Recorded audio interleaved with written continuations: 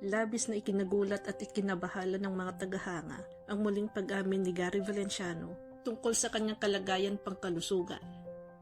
Si Gary V, na kilala bilang Mr. Pure Energy, ay matagal nang lumalaban sa type 1 diabetes mula pa noong siya ay 14 taong gulang. Bukod dito, noong 2018 ay dumaan siya sa isang delikadong operasyon sa puso matapos matuklasang halos barado na ang isa sa kanyang mga ugat. Kamakailan, ibinahagi ni Gary na nakakaranas siyang muli ng mga komplikasyon tulad ng madalas na pagkapagod, pabago-bagong blood sugar level at pamamanhid sa ilang bahagi ng katawan, mga senyales ng patuloy na laban niya sa kanyang kondisyon. Sa kabila ng mga pagsubok, hindi siya nawawalan ng pag-asa. Ayon sa kanya, ang pananampalataya sa Diyos at suporta ng pamilya, lalo na ng kanyang asawang si Angeli Pangilinan Valenciano, ang nagbibigay sa kanya ng lakas. Patuloy pa rin siyang tumutulong sa mga nangangailangan, gumagawa ng musika at nagbibigay inspirasyon sa pamamagitan ng kanyang mga kanta at testimonya sa pananampalataya. Si Edgardo Jose Gary Santiago Valenciano ay ipinanganak noong August 6, 1964 sa Santa Mesa, Maynila.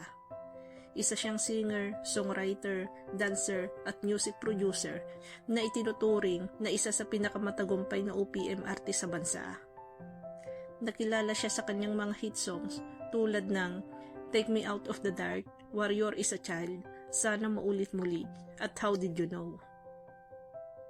Bukod sa pagiging performer, kilala rin siya sa pagiging inspirational speaker at Christian advocate na madalas magbahagi ng kanyang mga karanasan tungkol sa pananampalataya at kalusugan. Matapos kumalat ang balita tungkol sa kanyang kalusugan, bumufos ang suporta at panalangin mula sa mga tagahanga at kapwa-artista. Marami ang nagpahayag ng paghanga sa kanyang lakas ng loob at pananampalataya. Ayon sa ilang netizens, si Gary ay halimbawa ng tunay na inspirasyon na kahit humaharap sa matinding karamdaman ay patuloy na nagpapasaya at nagbibigay ng pag-asa sa iba. Ang iba naman ay nagsabing kahit may sakit siya, hindi mo makikita sa mga performance niya, tunay siyang Mr. Pure Energy. Marami rin ang nagdasal para sa kanyang patuloy na paggaling at sinabing ang kanyang buhay ay patunay na walang imposibleng laban kapag kasama mo ang Diyos. Sa kabila ng lahat, nananatiling matatag si Gary Valenciano, isang simbolo ng pag-asa, pananampalataya at inspirasyon para sa bawat Pilipinong patuloy na lumalaban sa buhay.